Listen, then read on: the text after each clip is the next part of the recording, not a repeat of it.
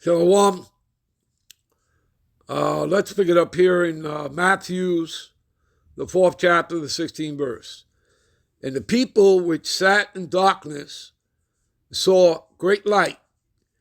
And to them which sat in the region and in the shadow of death, in the valley of the shadow of death in America, light is sprung up.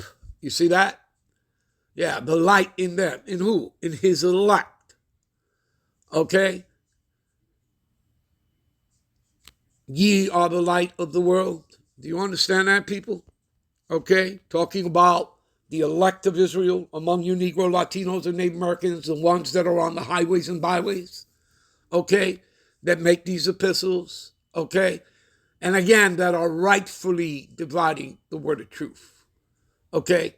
Not coming against the truth. Okay? Not like the churches. Okay? Misguiding the flock. Okay? To their own destruction. You understand? So again, where there is no vision, the people perish. All right? So anyway, let's read the NLT version here. The people who sat in darkness have seen a great light.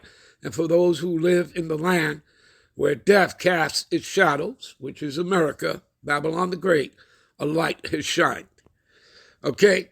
From that time, Yahweh Shai began to preach and to say, repent, for the kingdom of heaven is at hand. And again, what does kingdom mean, people? Rulership, power, dominion.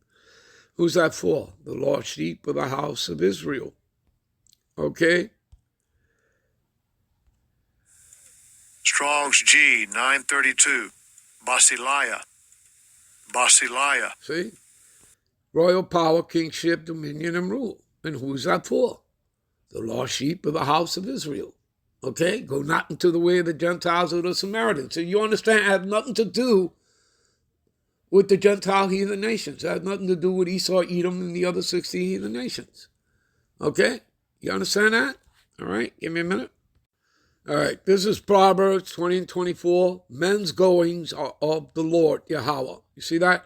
How can a man then understand his own way? Let's read the NLT version. The Lord directs our steps. So why try to understand everything along the way?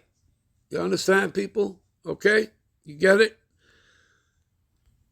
All right? Give me a minute. Here's a precept to what we just read. What does it say? A man's heart in Hebrew is lab, which means minds. All right?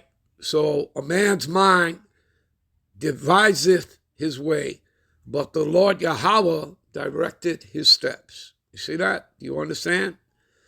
We can make our plans, but the Lord determines our steps. You see that? You understand, people? Give me a minute. Here's another precept. Psalms 37:23. The steps of a good man are ordered by the Lord Yahweh, and he delighteth in his way. The Lord directs the steps of the godly. Hello. He delights in every detail of their lives. You see that? Do you understand, people? All right. Give me a minute.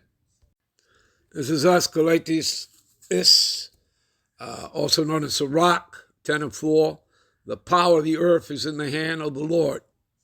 Again, the power of the earth is in the hand of the Lord, and in due time, he will set over it one that is profitable.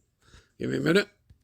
Daniel 4:17. This matter is by the decree of the watchers. That would be us. Okay?